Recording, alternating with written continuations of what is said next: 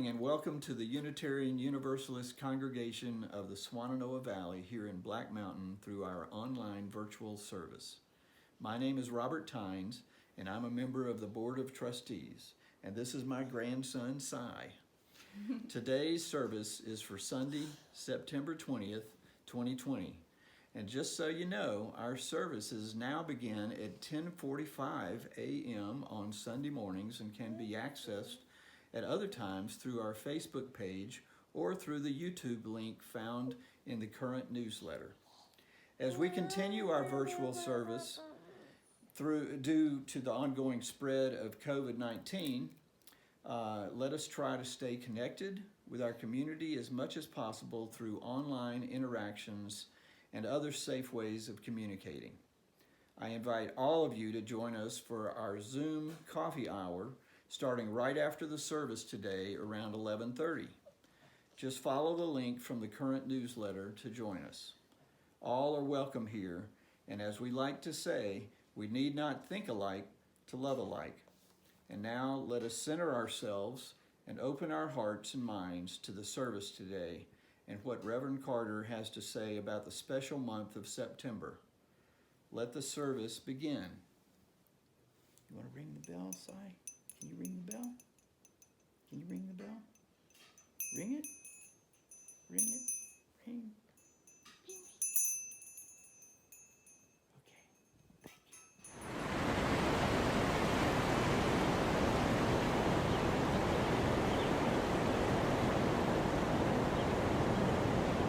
Well, good morning, everybody, and welcome once again to our service on September 20th. We are the Unitarian Universalist Congregation of the Swannanoa Valley. I'm Reverend Carter, and good morning to you all. Our opening words this morning are from an anonymous source. May we be reminded here of our own highest aspirations and inspired to bring our gifts of love and service to the altar of humanity. May we know once again that we are not isolated beings, but we are connected in mystery and in a miracle and in community to this universe and to each other. So again, wishing you a great morning and thank you for tuning in.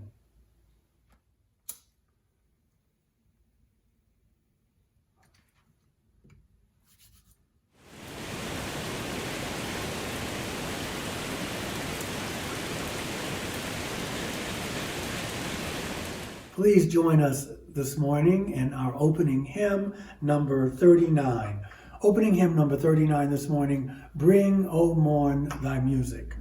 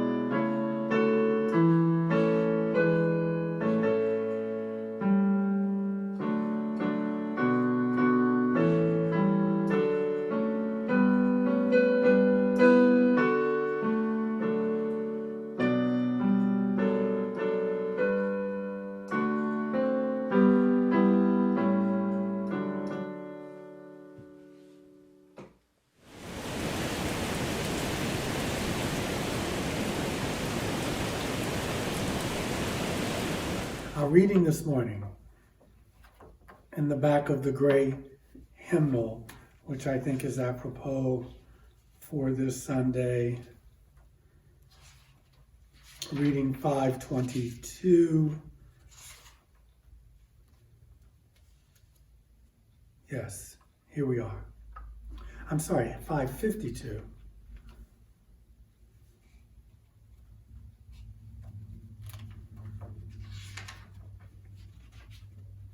All right.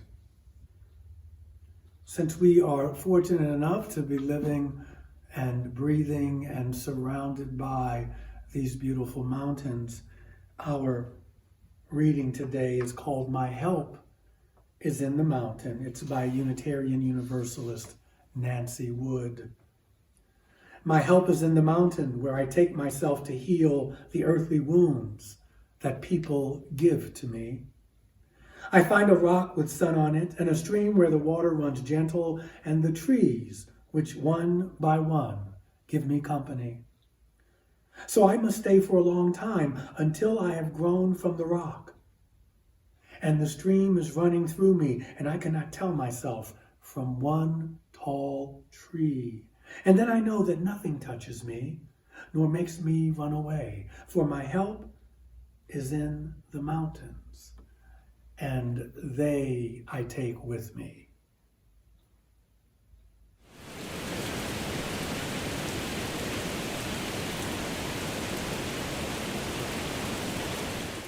This is the time in the service, ladies and gentlemen, when we encourage you to share a joy and a concern. We want to hear from you and know that you are in community, even though we are doing this virtually, just to know that you're not alone. So please, if you feel the Spirit, please share a joy, a concern, a sorrow. We'd like to hear your voice. Hi, I'm Anna Marcel de Hermanis, and I have a couple of things this week that fall into the realm of both a concern and a joy, kind of interwoven, as they often are. One is that my son and his wife and dogs were evacuated in the fire in Oregon pretty quickly, had to leave, and slept in their car for 3 nights. But now they're back in, and after a few days without power or water, they have everything again, so that's a joy. And they're back together again, and things are kind of normal. And then the other joy and concern I have is in a way related, because my son kind of was homeless for 3 days and it was really traumatic for him. And we have a young man who used to go to our church as a kid who is homeless and has been living at the church, and now he's moved on to another place. But my concern is for him, his mental health, his physical health, his financial health, his support system. But I also have the joy of getting to know him and having our community, different people in our community, express concern and being willing to help him. So I feel like all of that comes together to say, sometimes bad things happen and bring out the best in us, we hope. We have a joy. Oh, we've been waiting for this for so long. Today, Milt is returning to the election board office, and they come out to your car to get them. Our official ballots. Yay. Well, there's one other minor joy, and that's our anniversary and our birthdays are coming up soon, and we'll celebrate 44 years of marriage. And do you want to tell them how old you are? No. Okay. I'll be 68. There's older people in the congregation, I will tell you that. Okay, well, hope you all have a lovely afternoon. Bye. This is Ellen Kirshner, and I have a concern and a joy today. I have asked the congregation a few times to pray for my sister Barbara Beth, and I'm here asking again. She's kind of like in a mid-station right now. Some of her skills have returned, including speech. They're not yet where they need to be, and we don't know if they ever will be. And she's still in nursing care. And we know, the family knows, she won't be able to live independently. And we don't know what type of facility that would be yet.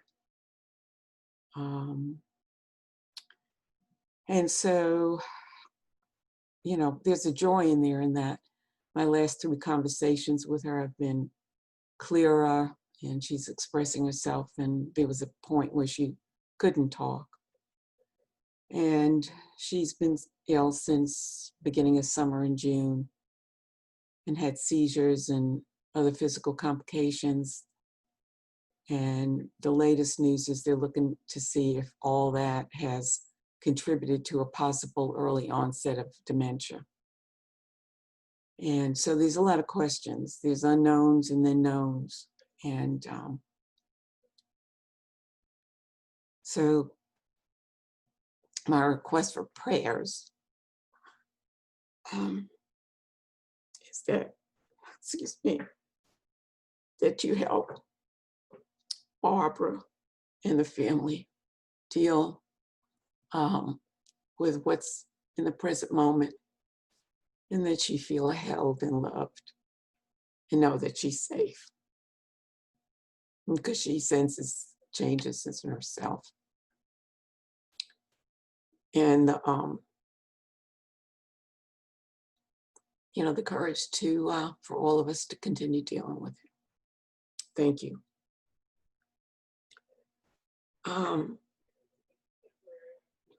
My joy is that this is the holiday of Rosh Hashanah, and it began last night, and it's about a 10-day holiday that culminates a week from Monday with Yom Kippur, which is our atonement day. And even though there's, you know, sadness in the holiday and atonement, there's also such a wide availability and opportunity for joy. And that's what I was looking at today. And this may sound serious, but actually it's a breakthrough.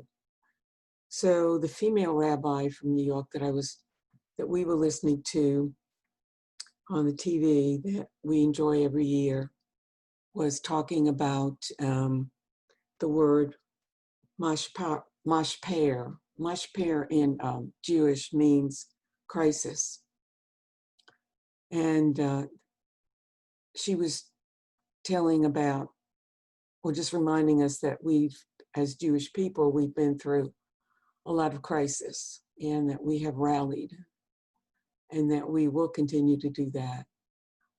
And, you know, that we've been rallying in this crisis, even though it's been, you know, social distancing and cameras and, you know, a service that she and some other people in the temple were conducting, in which they all were separate and there was no audience. And via Zoom were congregants that were participating like we do in the Unitarian. Okay, I got to be conscious a few times. So what I wanted to say was, then she drew the parallel. She actually had a story or a parallel to the George Floyd incident, in which Jonah tells God, I can't breathe, because of what was going on and with the Jewish people. And you know, so the story was, she reviewed the story, and God provided, you know, the whale and respite and contemplation time for Jonah. And out of that, he realized what his role was in the mashper and in the crisis. And so I see the joy or the opportunity here, as we all have had this opportunity and will continue to for an unknown period of time, in which we have a chance to turn inward and also to community, and you know, anchor our spiritual beliefs and ways of being even more, And things won't go back to what they were. And this is an opportunity. It is a joy, because what we had didn't work, hasn't worked, and we know that. And so my joy is that I am holding the hope that next year at Yom Kippur, not only have we found some peace around COVID and how to work with it, but that as communities and states and countries, that we have come together and united more to welcome all of us, and realize that we've all had our crisis individually and as nations, and as communities and states and cultures, and that does unite us, and to keep looking for ways and sharing with the younger generations the hope in reality. I thank you for your listening. And thank you, Evan, for this opportunity. Feminism, I think the simplest explanation, and one that captures the idea, is a song that Marlo Thomas sang, "Free to be you and me." Free to be, if you were a girl, doctor, lawyer, Indian chief, anything you want to be. And if you're a boy and you like teaching, you like nursing, you would like to have a doll, that's okay too. That notion that we should each be free to develop our own talents, whatever they may be, and not be held back by artificial barriers, man-made barriers, certainly not heaven sent.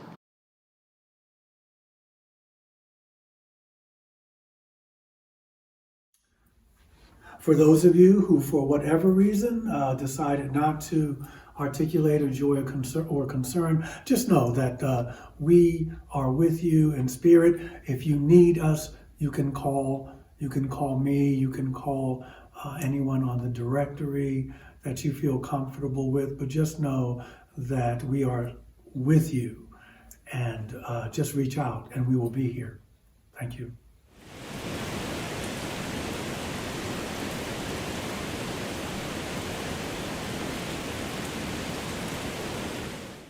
Because of the High Holy Days, which are continuing, I want to share a reading at our meditation this morning from Dr. Howard Thurman, and he calls this the season of remembrance. And so center yourselves in any way you see fit, and just breathe and let these words resonate deep within your heart before we are in the season of remembrance. Again and again it comes, the time of recollection, the season of remembrance. Empty vessels of hope fill up again. Forgotten treasures of dreams reclaim their place. Long lost memories come trooping back to me. This is my season of remembrance, my time of recollection. Into the challenge of my anguish, I throw the strength of all my hope. I match the darts of my despair with the treasures of my dreams. Upon the current of my heart, I float the burdens of the years. I challenge the mind of death with the love of life. So to me is the time of recollection. Such is the season of remembrance. And now, while our hearts and minds are one for this brief moment, this brief but precious moment, I leave you with the eloquence of your own thoughts and of silence.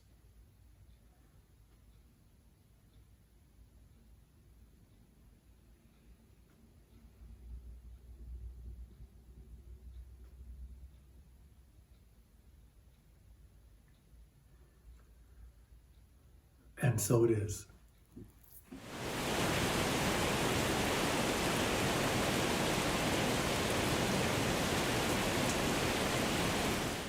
What can I say? You're familiar with this time. It's the time for our offertory. We ask you to give generously. We need your contributions. We need you. And so if you cannot give, don't worry about it. You can give in other ways. For those of you who may not believe it, this quarantine won't last forever. We will gather again. And so you can give that way of your time and of your resources. But for now, we ask you to give what you can and to give generously. And I thank you ahead of time for your generosity and your gifts.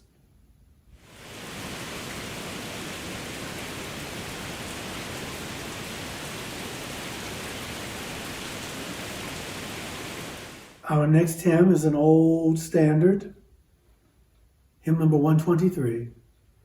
You know what it is, Spirit of Life, hymn number 1, 2, 3.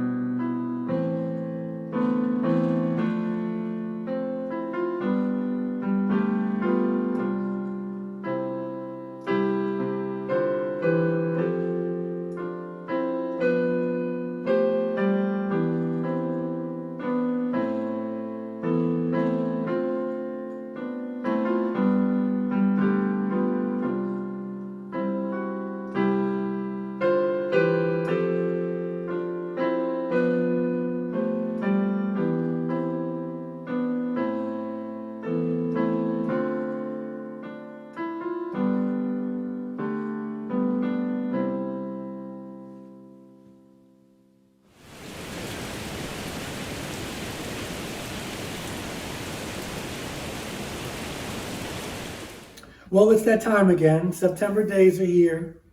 I want to start off reading you a poem called September by David Whalen. It's more an emotion than a month in many ways, more than the sum of its crisp and bracing days, more so a taste of wine and fading roses, more than just the smell of leaves and smoke in our noses, more than the changing of the guard of the seasons, more than the shrinking of the freshening days, and even less of the reasons. More fond do I grow as the years come and go. The Septembers that I've left, who knows? More should I taste, and the less should I waste, of the fine piquant tang, and remember devotion, emotion. September is an ocean that I feel each gust and tremor. And when winter is nigh, comes a tear to my eye, and I sadly bid sweet September goodbye. I want to take the time this Sunday to turn it down a bit, at least for the moment. I want us just to take a break this Sunday from the noise and the confusion of the politics and the climate change and the social change and the slings and arrows of outrageous fortune and the 1,000 natural shocks that flesh is heir to quote Bill Shakespeare. I want to take a break from the distractions this morning, and I want us to focus on nature. Not just the nature that we're surrounded by here, but human nature. Let us turn our attention to the soothing balm that nature can bring us when and if we allow it. Do you sometimes recall when you were a child that a year was a very, very, very long time? When one birthday to the next was really an entire year instead of what often seemed like a few weeks. I remember a time when Christmas really seemed like an eternity away until it came around again, not to mention waiting for the last day of school. Those were the days. The seasons rush by and the years are moving even faster. The weeks, days, and hours are traveling at lightning speed. Oh man, I want more time. I need more time. I want and need to slow down a bit and be in the eternal now of life. Are you feeling this way too? I mean, at least sometimes, yes, there's a virus, yes, there's quarantine, but time moves on. Life goes on. And it seems for me that even though it's a different world now in a lot of ways, but sometimes things can be overwhelming. Well, those September days are here again. The fall is on its way, and I must admit though that I really did enjoy this past summer. Enjoy is the word I'm intentionally using, and I was present for a lot of it, which is why mentally, physically, spiritually, emotionally, and the virus had a great deal to do with that. And I still speak to folks who are scratching their heads and wondering where summer went. Many people have big plans. Of course, if you want to make God laugh, you tell her your plans. They have big commitments and huge needs, but they don't seem to have enough time to fit it all in. Yes, even with COVID-19. And yes, it is September. Here it is. September is the time when we can become even more aware of the passage of time. It's the season of change. And some of you are saying probably enough already with the change, but it's the only thing that we can be certain of. The days grow shorter and darker just a bit earlier. The nights and mornings are cooler. There's no frost as yet, but the flowers know that their days are numbered. It's harvest time in the world of nature. It's a time to store up, to begin to reflect, to retreat inward, if you will, to conserve, to concentrate on home and family. And if you've already been home, which a lot of us have been, I wonder just how inward you've gone. Being indoors does not necessarily mean that you are going for your inward journey. On the other hand, academia and Madison Avenue are gearing up for a time of new beginnings and increased demands and efforts. In other words, they want us to spend our money.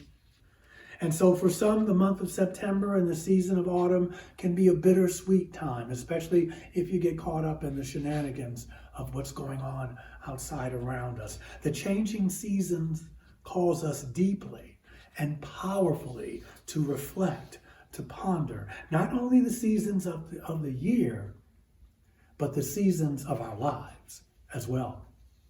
We are reminded of the preciousness of each day and just how short life really is. Now that may sound cliche, but I know for me, in this time of COVID-19, I am more intentional about my interactions. Not always, but it's always in my mind. Our responsibilities and duties and ambitions are also calling us to action.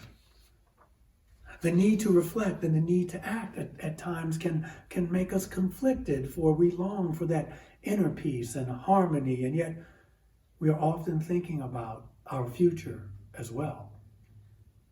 There is our curiosity about the future and our fear of the unknown. Our need for security and our wish for change may be in the conflict with the longing and desire for the living a life of mindfulness that we crave.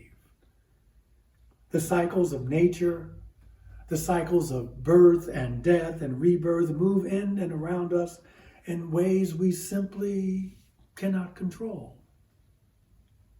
Yes, these inevitable cycles are part of a life's journey and part of our life task, if you will. This journey is something that we all have in common.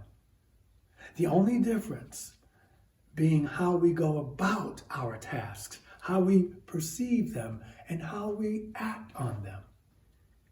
There's a story that you may have heard about the grasshopper and the ant. Now, the crux of the story is that there are really only two ways to live, according to the story. The way of the grasshopper or the way of the ant. The grasshopper lives only in the now. It enjoys today. After all, we don't know what tomorrow will bring. The grasshopper spits tobacco juice and leaps through the air. Not to necessarily get anywhere, but just for the fun of leaping. The time is now. This is all we have. This is the world of the grasshopper. Not so for the ant. The way of the ant is quite different because the ant knows where it's going, okay? The ant is purposeful. There is work to be done. The way of the ant is the work of the industry, of working and planning for the future. Today is only preparation for tomorrow. Delayed gratification is the order of the day. You store up everything for the future when it will be needed. Now, this is the way of the ant. Its watchword is later. Back in the day, when I was coming up, these ideas were considered mutually exclusive. It was one or the other. One way was intelligent and one way was considered foolish, and never the twain would meet. In other words, the grasshopper was foolish and the ant was intelligent. Well, life is not that simple anymore, and I doubt if it ever really was. Both are crucial to a well-lived life. One wants a sense of purpose and direction in life. One needs and one must plan for the future. But one also wants to enjoy each day as it comes and to bask in every precious moment of love and tenderness and friendship that one can. We want to savor the sights and sounds and the textures and smells of life. We want to celebrate. We want to celebrate the treasure, the great miracle of interconnectedness that we call the web of existence. We want it.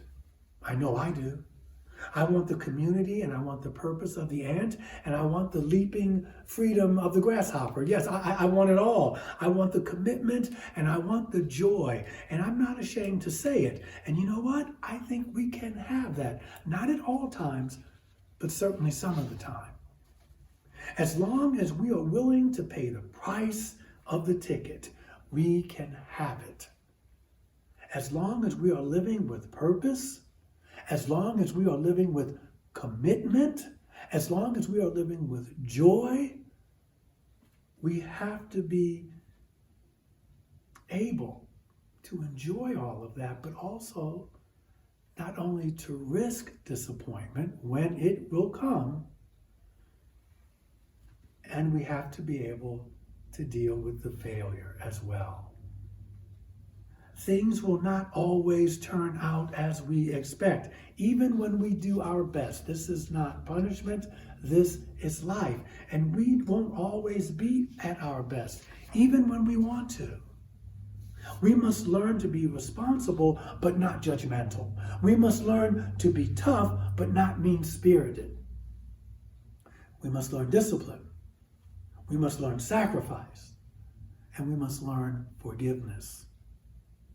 To live with freedom and joy, we have to risk pain and loss, which is the price of being human. It is the price of being vulnerable. It is the price of living. When we leap just for the sake of leaping, for instance, we may get hurt. We may get lost, or both. We may even hurt someone else in the process. When we take time to savor life's sweetness, the nectar of life, life's pleasure, we may miss the opportunity to gain more material pleasures, but we have to learn to enjoy, but not to be too self-indulgent, to live in the moment, but not for the moment. We must also bear in mind that sometimes, for some people, the choice is not purpose or commitment. It may not even be the choice of freedom or joy. It may just be survival. then we must give or receive help however we can. September can remind us of these things. September is a time of endings and beginnings. It is a time of harvest and of setting forth for the future. It is a time of planning and evaluating. Howard Thurman reminded us in the reading, it's also a time of remembrance, of taking stock. It is time to bring our hopes and fears, our past, present, and our futures together in a positive affirmation and confirmation of each day. Poet Daniel Thomas Moran puts it this way in this poem, Come September. Come now, September, faithful friend, on whose pure light air do I depend. Extract the harvest, the wind from fields, a cloak against winter, a bounty yields. Take with you July and its rumbling rains. Take August's glare which parch the plains. October will come to paint these leaves and draw deep the breath that November heaves. Too soon December comes to brood, where life and dying have come to feud. But you, September, whose soul's the pure, may your splendid countenance long endure. Take me along wherever you go. Bestow those dreams that only Septembers know. As we travel this journey called life, as we experience the cycles of life, we all will need help and encouragement, whether we are struggling to make it through our first days on the planet, whether we are in midlife or the last days of our lives. We must come to realize that no matter what, we are never really alone. There's something about the month of September that has fascinated me all of my life. It still does. It feels to me that the very rhythm of my life changes as the summer ends and autumn follows on its heels. Yes, there is Indian summer, when it can often seem as if nature cannot make up her mind regarding what season it really is. And that is a beautiful time for me, as well as with its cooler mornings and evenings. And yet for me, it seems the seeds that I planted during the early part of the year now come to fruition in September and October. I must be patient, though, to witness their manifestation. The seeds that I have planted are usually, for me, personal growth, things I've been working on, certain projects. My energy is different as well. There's an energy of newness, of resuming plans and goals after the summer months, of a little rest and relaxation, a little R&R. It's a wonderful time of year when the Labor Day holiday signals a time for a new beginning before the winter winds really begin to blow. The words of author Max Coots ring true once again. If there is any sense to seasons, it is this, that time and timelessness and time is life. Time and timelessness and time is life. Not spring, not summer, not even fall is really gone. Each will be what it becomes, as winter will be spring. The seasons play their walk-on parts, and we can hardly hear their lines, much less know all the plot, except the final line. Life abides.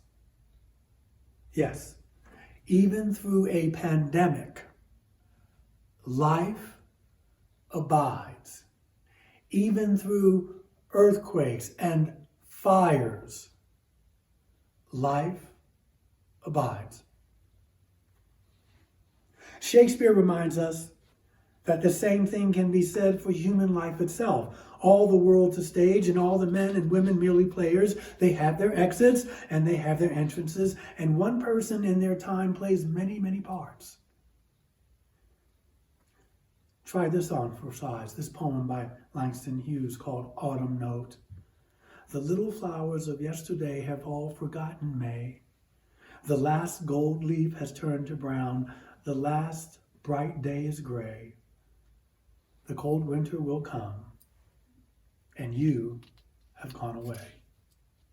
May we continue to help each other during these times, these challenging times, these strange times, beautiful times, to learn to be fully present to each day, grounded but flexible, hopeful and loving, imperfect, yes, but still trying, willing to take time when we need it and to give time when and where it matters most.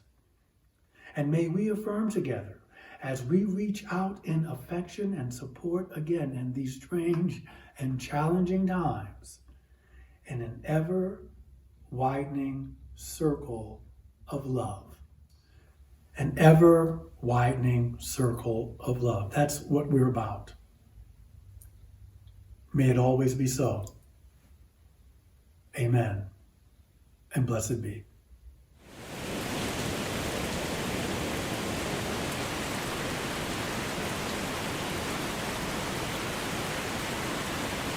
Our closing hymn for this Sunday afternoon is number 29, Joyful, Joyful, We Adore Thee. This is our closing hymn, number 29.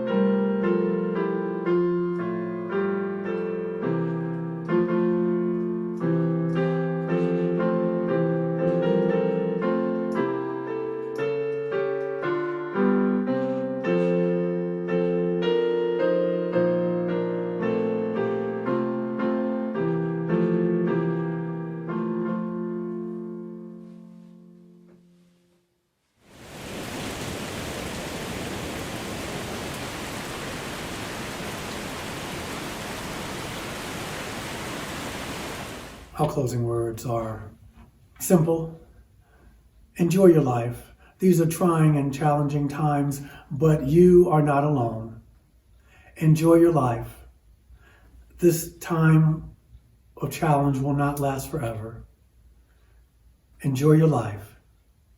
Until we meet again, speak only words of love. For remember, love is who and what you are. Have a wonderful Sunday afternoon.